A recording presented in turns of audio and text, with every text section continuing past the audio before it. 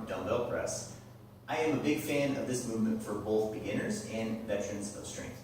For beginners, I like it because you can just focus on one arm at a time. When you first start a movement, there's usually 5 or 10 things you're trying to remember to do, 5 or 10 things you're trying not to do, and then a lot of times the stability is in there. So if you add 2, often there can be some inconsistencies and some weirdness, especially with stabilization. And in the worst case scenario, if someone is really trying hard with it and struggling with it as a beginner, I've seen people, pop themselves in the head. Terrible, we don't want that. One arm, focus on getting good at the form. If you're a veteran of strength, as you practice the movement and get better and better with it, there's a really cool dynamic of as the weight gets heavier, the side that has the weight, naturally gravity wants to kind of crush you. So to avoid that, to fight that, you have to really focus on bracing your midsection and getting tight and tense at the same time as you are working on pressing. So it kind of becomes a combo between pressing well with strength for that, and also a great midsection abdominal exercise. So it's like 2 birds with 1 dumbbell. What? Come on. So getting to the movement. Before we even pick up the dumbbell, I just want to go over our starting position. So our starting position, we want to basically be in a good solid plank. I don't want shoulders drooped forward. I want to have shoulders in a good position. We can have our natural curve of our lower back, but I don't want it to be exaggerated. And with the hips, I like to almost think about tucking them underneath my torso so that I have a nice standing plank. My joints are stacked on top of each other. My feet can be about shoulder width apart. We don't want them to be too close because that can make the press awkward and sometimes more difficult. And we don't want them to be too wide because then we'll lose our rigidity and our tightness in our midsection and our glutes, right? So somewhere shoulder hip width, play around, see what feels most comfortable. So after I got these hips locked in, the abs locked in, my good standing plank, I want to think about my midsection. And if you don't know what it takes to brace your midsection or what that feeling is, just put both thumbs about 1 inch on each side of your midsection, jam your thumbs in, and then use your stomach muscles to push your thumbs out. So this is the feeling we want to create, and it's a skill, you need to practice it, but the idea would be you can have that braced, almost like a shield to protect your midsection, your spine and everything, but still be able to breathe. We don't want to be holding our breath. And our ideal would be we have this locked in, glutes are tucked in underneath the hips, everything's nice and tight. So we're in a really good, strong position, like a super plank almost. And that's going to be before we begin our press. So just giving you the idea, maybe play around with that feeling before you pick a weight up. You want to make sure you pick the weight up safely. I like to think about tucking my elbow in to my side. I want to try my best to have my forearm nice and vertical. If I'm going to have my thumb wrap, but if it wasn't, it would be pointing somewhere around my collarbone area. I always want to keep the fists below the chin and the dumbbell as well.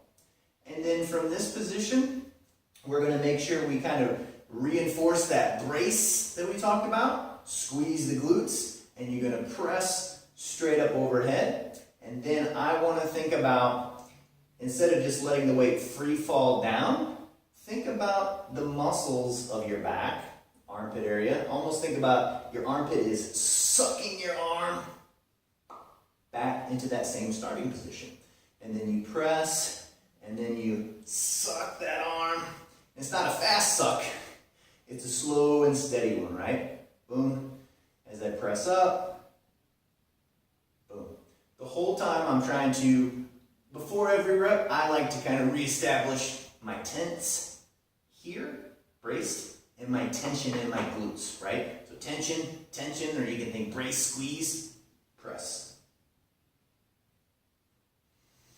Also, another good habit to get into when you press, right before you press, squeeze the opposite hand and think about squeezing the hand that's on the dumbbell handle. So it's like this, both of them squeeze, boom, and then as I come down, I like to open up this hand, let it relax, kind of re-brace, re-squeeze, fist, this is like the trigger.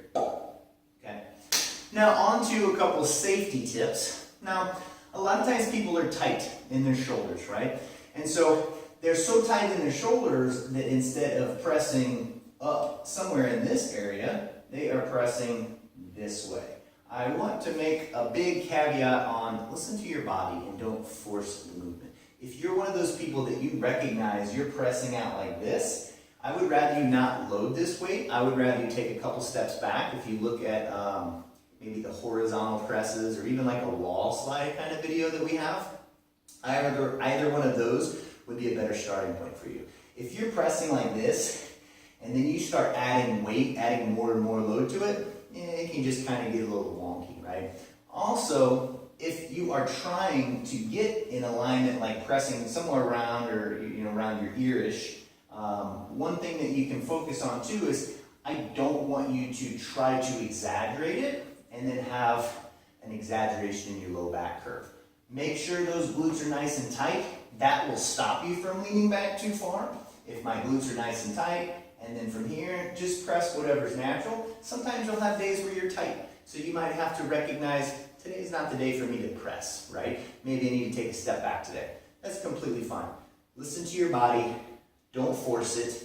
That's what's going to keep you consistent and keep you going long run. I'd rather you, one day, you're pressing really well, and then maybe the next day, you didn't sleep well, maybe you're very stressed, so you have a lot of tension and tight up here. I would rather you recognize that and skip a pressing day and substitute your horizontal presses or some wall slides just to loosen up and feel better instead of just kind of throwing more load or more weight onto the problem that's happening.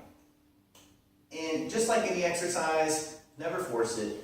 Play around with the movement, have fun, learn the movement, don't force yourself in. I have to do certain parameters just yet if you're starting off. And if you are a veteran of strength, if you have a hiccup one day, don't beat yourself up, take a step or two back, and then keep fighting the good fight in the future instead of forcing yourself to do something and then regret it for weeks later because you don't feel right. So, thanks for watching our video. Please subscribe to our channel. If you're interested in receiving some fitness tips for busy people, then subscribe to our newsletter.